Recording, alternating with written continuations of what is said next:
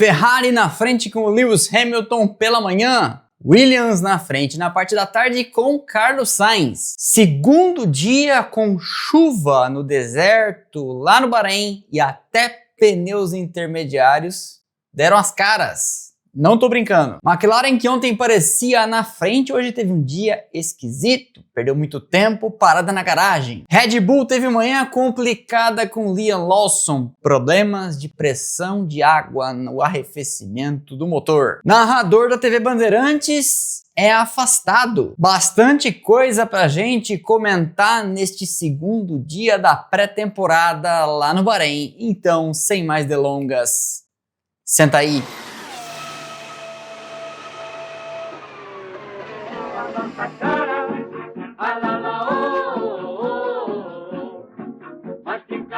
Lewis Hamilton com a Ferrari SF25, calçando pneus C3 mais macios que os que ele usou ontem, fez o melhor tempo na manhã, madrugada lá no Bahrein, que acabou às 8 da manhã pra gente. Aqui, primeira metade da sessão, intervalo de 1 hora, e a segunda começou então às 9 e foi até às 13. Até ali seria a volta mais rápida, mas na parte da tarde ele seria desbancado pela improvável Williams de Carlos Sainz. A gente já fala disso. Ele marcou esse tempo logo no começo porque a sessão teve, veja bem você, chuva. E o carro da Haas com Esteban Ocon até foi para a pista com pneus intermediários. Quando o clima adverso foi embora, se dissipou, então a galera toda voltou para a pista. E veja bem, são 26 dias por ano chuvosos no Bahrein, em média do clima lá histórica. 2 deles aconteceram na pré-temporada da Fórmula 1 desse ano. É isso que eu chamo de uma boa coincidência. Durante a manhã tivemos até contato entre 2 carros. Nico Hülkenberg e Oscar Piastri deram jeito de se achar numa pista praticamente vazia. Piastri vinha numa volta mais rápida. Hülkenberg foi avisado, tentou sair do caminho, mas em dado momento isso foi impossível e eles se acharam. Foi um contato leve, os 2 puderam prosseguir. Mas fica aí o registro, 2 pilotos deram conta de se achar numa pista com praticamente ninguém naquele momento. George Russell de Mercedes, Carlos Sainz de Williams e depois Pierre Gasly de Alpine e Fernando Alonso vieram então na sequência. Segundo, terceiro, quarto e quinto. Hamilton então no final melhorou sua marca para 1:29.379, tinha caído, voltou para a ponta na hora final da primeira parte. A maior parte das equipes então, tirando a Red Bull com Liam Lawson e a Williams com Carlos Sainz, trocou sua tripulação, vamos dizer assim, e aí veio então no lugar de Hamilton Leclerc, no lugar de Hülkenberg e Bortoleto, e assim vai. Russell, o segundo, foi um dos pilotos mais ocupados na parte da manhã, passando bastante da distância de um grande prêmio no total. Inclusive, para que essa não fique uma medida solta por aí, toda vez que eu falo a distância de um grande prêmio são 57 voltas. Que é o que se corre lá no Bahrein normalmente. E o Russell na parte da manhã, já mostro aqui a tabela de tempos e total de voltas, deu 71. Como eu comentei então, o Russell foi o segundo, o Carlos Sainz no terceiro, o Pierre Gasly o quarto, o Fernando Alonso o quinto, Yuki Tsunoda foi o sexto, Oscar Piastri foi o sétimo, Liam Lawson foi o oitavo, o Nico Hülkenberg o nono e Esteban Ocon o 10º, com a Haas, que segue sua programação resoluta. Parece que sabe o que está fazendo, já vou comentar disso na sequência, sempre andando de pneu duro e tanque cheio, e que se dane o resto. Já teve gente nos comentários ontem querendo fritar o Behrman e eu disse, olha, a Haas fez a mesma coisa no ano passado, não é incompetência de piloto, a equipe sabe o que está fazendo, até porque está fazendo um monte de voltas nessa mesma pegada. No número de voltas, Hamilton fez 45, Russell, como eu já comentei, 71, Sainz 44, Gasly 40, Alonso 45, novamente um número baixo de voltas para Aston Martin, só que nesse caso a gente dá um desconto porque eles preferiram não andar na chuva. Depois, Tsunoda 46, Oscar Piastri 44, Lawson com um problema de pressão de água no arrefecimento, deu só 28, ficou um tempão parado. E aí, Hülkenberg fez 56 e Ocon 69. Falei que a Haas tá andando um monte. Ocon só andou menos que Russell, o que mais andou com 71. Na segunda parte, Carlos Sainz com uma Williams que tá chamando um pouco de atenção. Sejamos cautelosos, um pouco de atenção. liderou a tabela de tempos. Ficou com o melhor no agregado das duas listas e também, já que não dividiu o carro com o Albon, foi o que mais andou nessa quinta-feira. 127 voltas para o espanhol. Só que aí amanhã o carro é de Albon full time.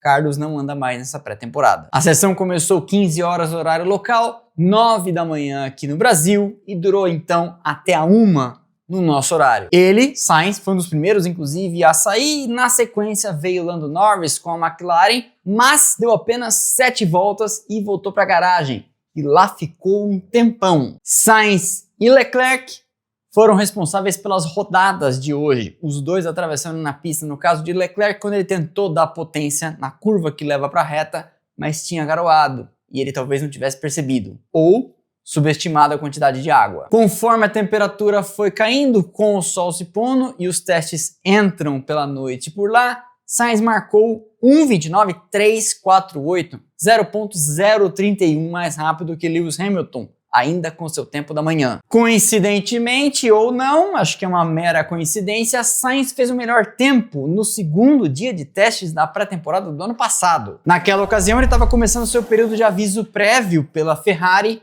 Já falo de aviso prévio porque tinha acabado de saber que Lewis Hamilton viria para o seu lugar, que está estreando agora. Na sequência, depois do tempo de Hamilton pela manhã, veio o de Leclerc na parte da tarde. Leclerc, ex-companheiro de Sainz ano passado na Ferrari. Com Russell em quarto, também ele com o tempo da manhã. E Antonelli, que assumiu na segunda parte, em quinto. Antonelli deu um excelente número de 87 voltas. Se você considerar, por exemplo, que o Sainz, o que mais andou o dia inteiro e fez 128, e o Antonelli andou só metade do dia e fez 87, até que o adolescente italiano andou bastante. Depois de Stroll com 57, Lawson com 91, andou um pouco mais na parte da tarde, depois de apenas 28 na manhã. Durham com 80, Gasly com 40, Hadjar com 94, Alonso com 45 na parte da manhã, Oscar Piastri com 44, Lando Norris, que depois que engrenou foi bem e fez 77 voltas, 70 depois daquelas 7 iniciais. Gabriel Bortoleto, que deu também uma expressiva quantidade de giros, 80. Hülkenberg atrás dele com 56.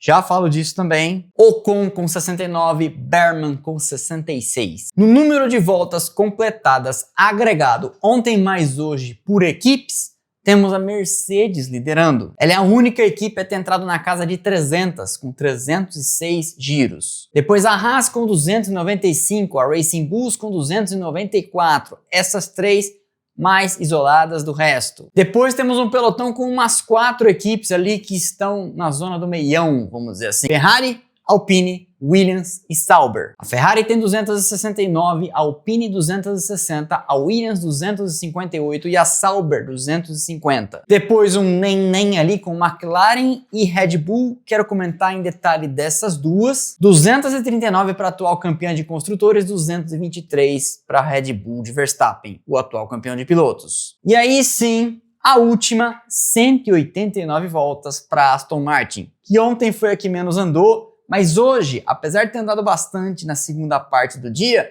foi a vice-perdedora lá embaixo, a segunda que menos andou novamente. O que significa que eles já estão 117 voltas, mais do que a distância de 2 grandes prêmios atrás da Mercedes, a que mais andou. E isso faz falta. Eu sempre digo aqui, a programação deles, seja ela qual for, não está sendo cumprida. Mas eu também quero falar da McLaren, que durante muito tempo, especialmente na parte da tarde com o Norris, ficou passando flow vis no carro e depois limpando, e passava de novo, e depois limpava e não mandava o piloto para a pista. Enquanto os mecânicos e engenheiros ficavam olhando embaixo do assoalho, o que não parece ser algo planejado. Até porque, com apenas 3 dias de testes, ninguém fica perdendo tempo parado na garagem.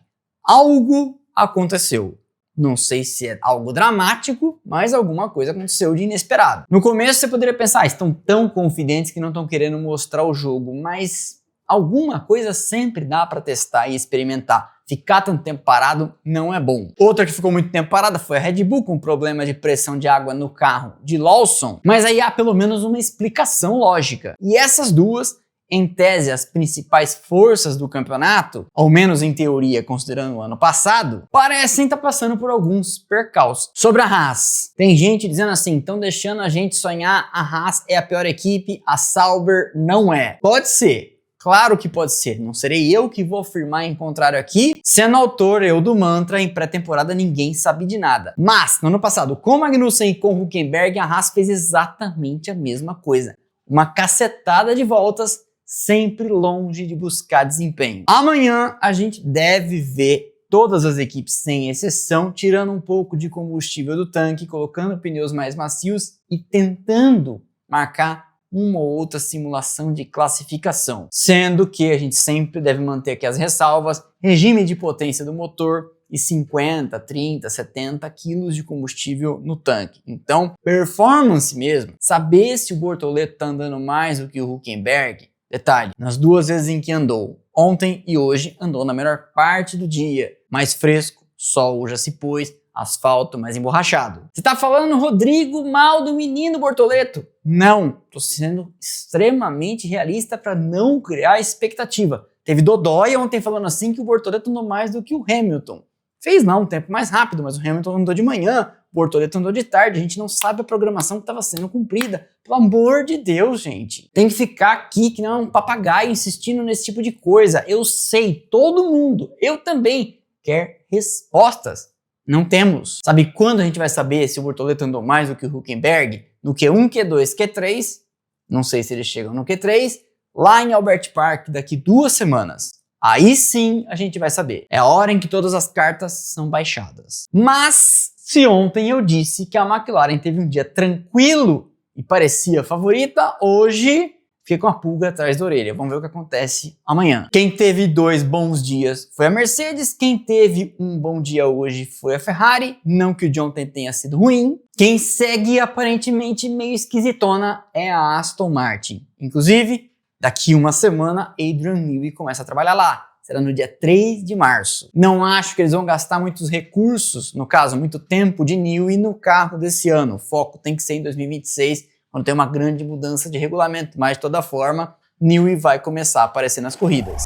Ontem, final da tarde, tinha acabado de editar um vídeo, e enquanto eu estou editando o vídeo não consigo ver o noticiário, saiu então a confirmação pelo jornalista Gabriel Wacker, do F5, de que Sérgio Maurício, narrador da Fórmula 1 pela TV Bandeirantes, está afastado por hora, temporariamente, do futebol e da Fórmula 1 na Band. Ele estava escalado para pré-temporada e não está narrando. Isso vem na esteira de um tema que está dando um maior bafafá nessa semana. Se você não está sabendo, eu te conto. No domingo, uma conta no Twitter que diz ser de Sérgio Maurício, sempre, há anos, marcada por TV Bandeirantes, por participantes da programação da emissora e que posta inclusive fotos de bastidores, eles na padaria tomando café e etc. Comentou numa postagem de terceiros sobre a deputada por São Paulo, Erika Hilton, de forma transfóbica. Transfóbica conforme entendimento do Supremo Tribunal Federal, equiparada a crime de injúria racial. Nas horas subsequentes, a conta foi desativada e depois veio um comunicado por meio de assessoria com Sérgio Maurício negando a autoria da postagem, dizendo sintomaticamente que não tem nada contra nem nada a favor a deputada, afirmando que sofreu um ataque de hacker e que aquela conta, veja bem, nunca foi dele. E aí, evidentemente, a internet se dividiu, mas o fato é que quem importa a esta altura, a TV Bandeirantes e a ofendida, Erika Hilton, não compraram as desculpas oficiais dadas. A Band, conforme notícia de ontem, afastou Sérgio Maurício, a deputada afirmou que tomará medidas penais cabíveis contra o narrador.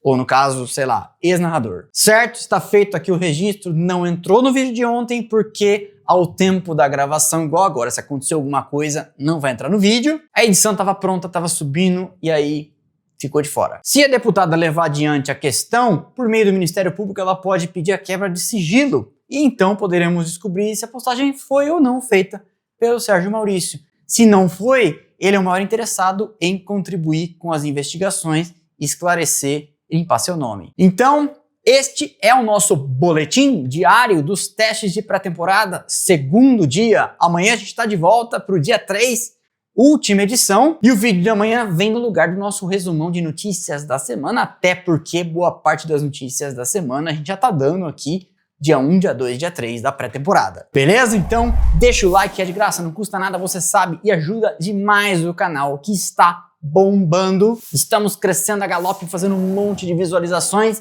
graças aos likes, aos comentários e às hypadas que vocês deixam. Isso mostra pro algoritmo que vocês gostam dos vídeos e ele então entende, pô, preciso mostrar para mais gente, vamos disseminar a internet afora. E assim, quem sabe, antes da temporada começar, a gente bate 200 mil inscritos. Aproveito também para fazer um anúncio.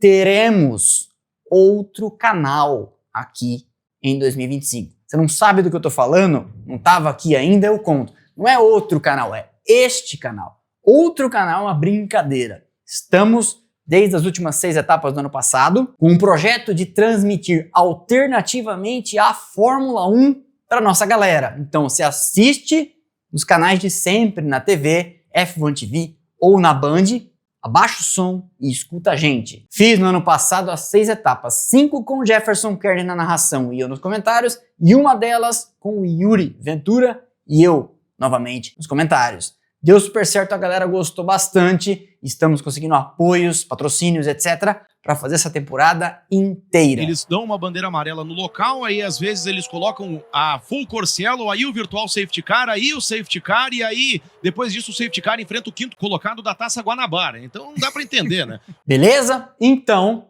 é isso aí.